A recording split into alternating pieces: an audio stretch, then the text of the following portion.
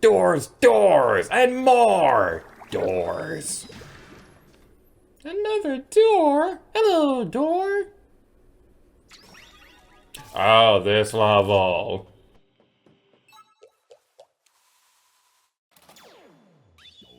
Find all the keys and reach the goal. I am probably gonna get lost in this one. You're not alone. Keep your eyes open and your mouth closed. You know, in case ink is flying everywhere. Well, thankfully, Agent 3 is a solid protagonist. So, yeah, this area right here, I gotta say, it probably is the level that I do get super confused on whenever I play through this. So, I'm probably gonna get lost in this one, admittedly. And I got hiccups again! Hiccups, go away! Hiccups, why are you a thing? I like you in How to Train Your Dragon, but not when... Not when you're in my mouth. Anyway, let's move onwards. We got a nice view of the goal. Yippee! We got a shiny key and me, shiny key, shiny key. Let's see, it's over this way we want to go towards. That way, cheats that way. So it was a different training group. Another funny thing that happened was there's this one training group where we spent most of the day, like whenever we weren't like learning how to do the job and things like that, most of the downtime, small talk was SpongeBob related. And there's one point where we just kept quoting back and forth. He burnt my fries. He burnt my shake.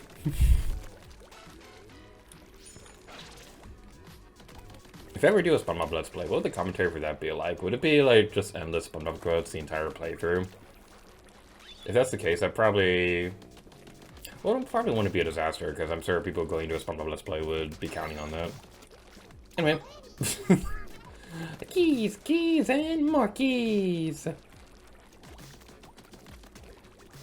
Right? That's not transparent. Or that is transparent, it's just not a go-through thing. It is not a go-through thing. I could not remember what the big word was for a go-through thing. Whoa, a secret floor! As inconvenient as it is cool. Wish I had a secret floor.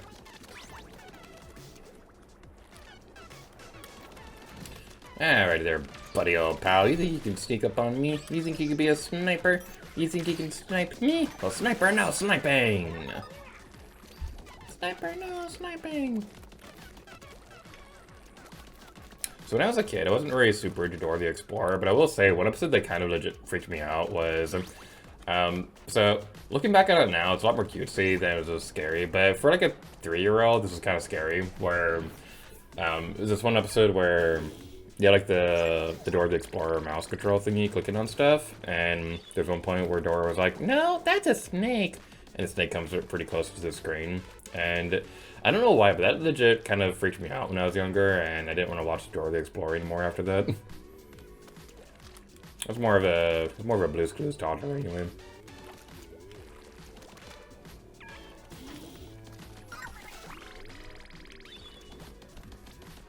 Take care of that. We open up a pathway.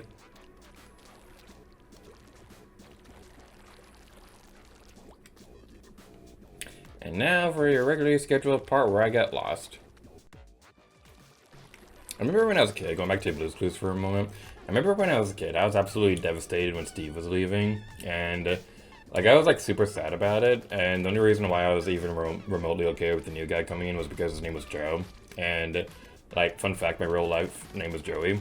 So I was like, yay, this guy's name is close to my name, so I guess that's okay. But he's not Steve. He's not Steve. There we go, okay. They put that so far away, it's kind of strange. Yes, that's the key to reach the goal! Sorry, I'm just a little keyed up. And unnecessary epicness! Whee!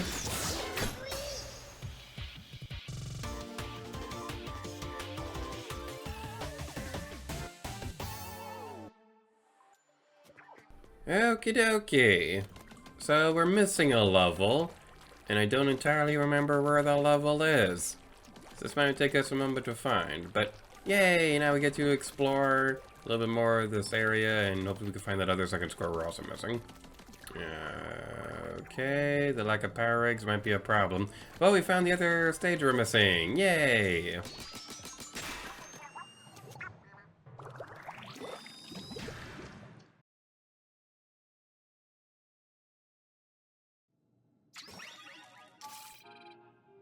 This must be my test your stress management skills. Please try to survive for 60 seconds. 60 seconds? That's 1/60th of an hour!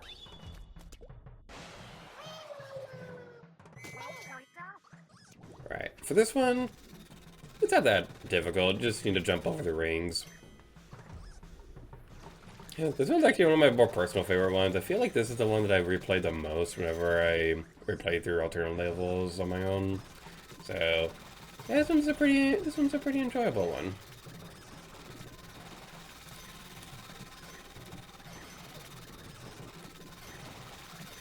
Now, you probably could survive longer by just staying on the edge.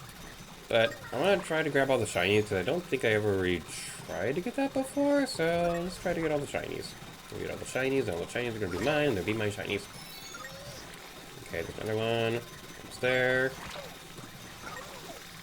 Using like lightly tapped to jumps is usually gonna be the best method to go through this because then you can like jump over a couple of them at a time rather than like trying to do like super grand epic jumps or anything like that. That probably didn't make any sense, but basically what I was trying to say is like just barely tap the jump button and that usually works out for me. But we did it! First try! Yay!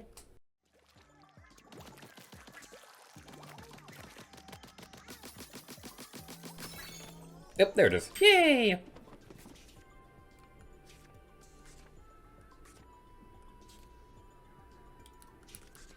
Where's that first second scroll?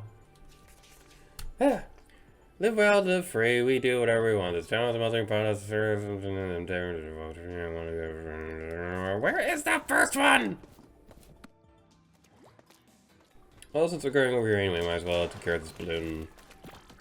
Like I said earlier, we're not gonna go for the balloons immediately as we first see them. I'm gonna wait until a little bit later so that we, you know, so we actually can navigate the area without worrying about the ooze or anything like that. Next patch is down here. And then it's over here. That wasn't too bad. Ah! Sunken Squirrel! That was number 1! Okay, I feel better now.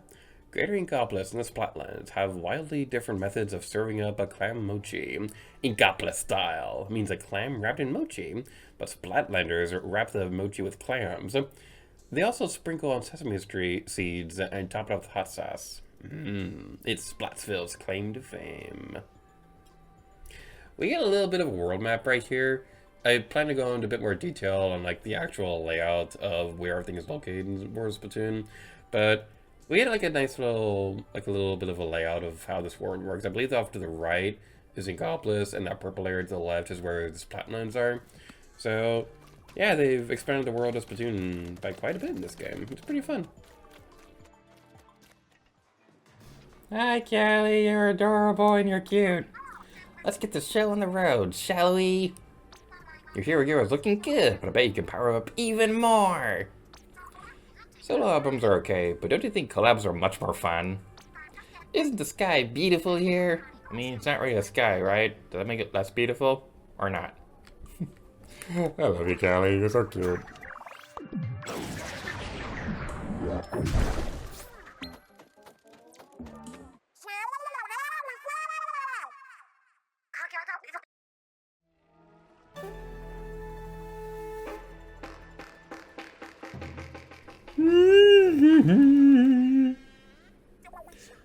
We're not supposed to be anything. I'll tell you who we are. Stay with Sizzle, I'm Fry. You think you're cool? Sharks call me cold-blooded, but you can call me Shiver. Make money, get fish quick. Big man in the house. Splatlands are ours. Only we may loot here. We are Deep Cut. I love them! You and me both, Callie. Whatever. What do you want anyway? Wait, did you say deep cut? The deep cut from the Anarchy's podcast thing? Yeah, it's called a day job. You should look into it. Banditing is our real passion. Nothing can stop us. Hate to interrupt, Fry, but have you looked around? We've hit the jackpot. Who knew this was here? All this time, treasure was just sitting here under the crater. Now it's ours for the taking. Good eye, Shiver. So are you gonna try and stop us or what? Because you totally can't. We're taking all of it for ourselves. Wow, it's like they reversed this whole thing. They are total pros. Aw, they don't seem scared. What do you have to do to scare someone these days? I got a little bit scared. Ah, capture card! It's okay. It's okay. It's only Big Man that was talking. Nothing important was lost. Not that anyone asked, but I am over this conversation. The treasure is ours. I wish you'd luck, but I don't want to. Catch you later.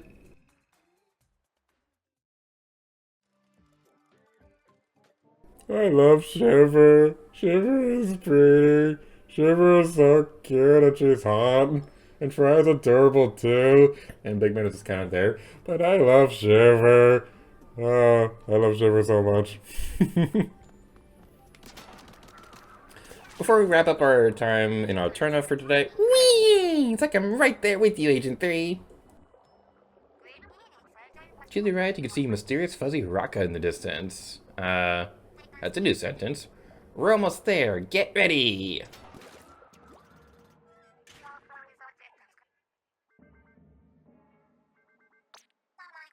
Whoa! Agent 3! I'm getting a strong reading from way up there. Could be Gramps. Let's go check it out. Which we'll begin exploring in the next episode of Splatoon 3. For now, let's move on to the magical land of Esteban, so cute in the corner. Let's move on to the magical land of alternate save file. Whoosh!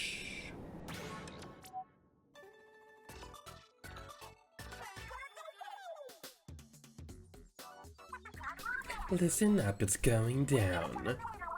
Repping the Splatlands via our deep cut. Anarchy's podcast! Here we go. You lip sync, we drip ink. Shiver, Fry, and Big Man. Let's see the current battle stages. Drum roll, bam!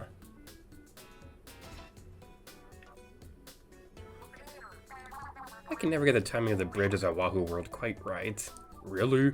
Because there are multiple signs explaining the schedule.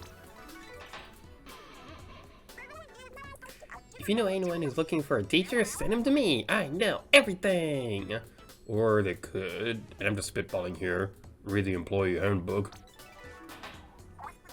And that's it for now. Let's get out of here. From Splatsville, that's a wrap. Catch you later. And welcome to the magical land of alternate save file. So I don't plan to demonstrate the Anarchy Splatcast every time we go an online multiplayer thing. You probably figured that already because, you know, we're on episode 5 right now, and we haven't done that for the previous episodes. But I will make special exceptions when we finish every world, because at the end of every world, I plan to showcase probably my favorite multiplayer mode in the entire game. Aw, that's cute. One thing I absolutely love about Splatoon is just, like, see... Aww. I just love seeing the different artwork. Like, I feel like this is one of the big reasons why the Splatoon series has always stood out among Nintendo people and things like that. Nah, it's just so good. Actually, before we go into the multiplayer lobby, I want to go over here real quick. Because if we go over here... we can see Shiver, Fry, and Big Man all in the window recording the Anarchy Splatcast.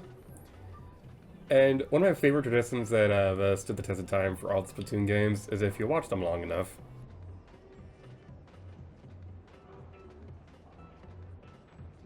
They'll wave at you, and it's so cute. I mean, okay, Stripper is my favorite of the three, but Fry's wave is so adorable. I love her so much.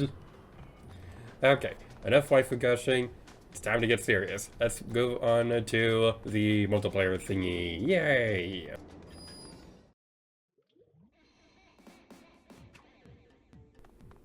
If this statue looks different on a new playthrough, no it doesn't, pretend it looks normal. In our multiplayer adventures today, it's going to involve Salmon Run. This is the cooperative multiplayer mode of Splatoon. Whereas Turf War and Anarchy battles are all competitive, this is cooperative. This is my favorite multiplayer mode in Splatoon. It's probably the mode that I spend the most time on, aside from Splatfest and things like that. I absolutely love Salmon Run.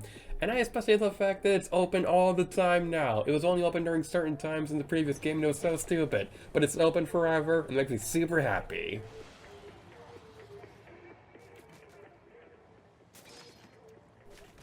To sum up Salmon Run, basically what we need to do, there's a basket that will spawn in the stage, and after the battle starts,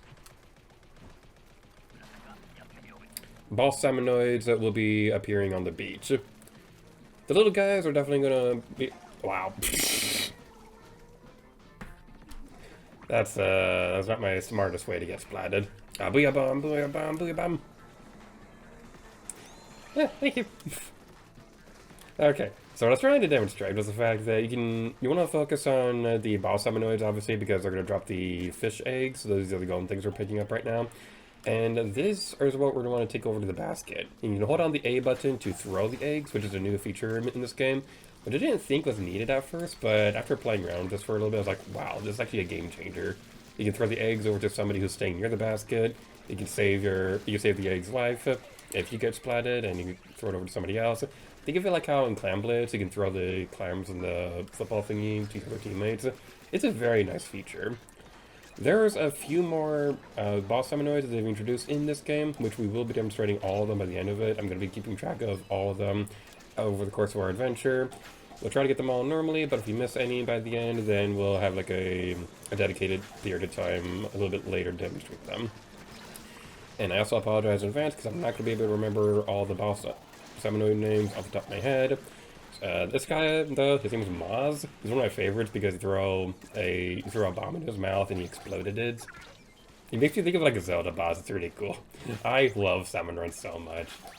This is also me being his favorite mode, and we would play this one together like so often whenever we play through Splatoon.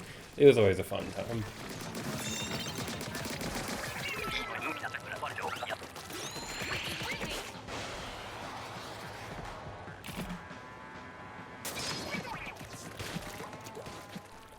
The silhouette on the front, that will tell you what the tide level is going to be like whenever you start the match. It'll be regular tide like it is right now. It could also be a low tide or a high tide. You want to watch out for that. This right here is going to be like an egg basket thingy where we can use it to, after we defeat a boss salmonoid, we can pick it up and then place it in there. I didn't actually pick up an egg because I'm stupid, but now I can demonstrate it because I gained some smart in the past 12 seconds. So definitely try to keep it close together because there's going to be a lot of chums everywhere that's definitely going to be difficult to take care of by yourself.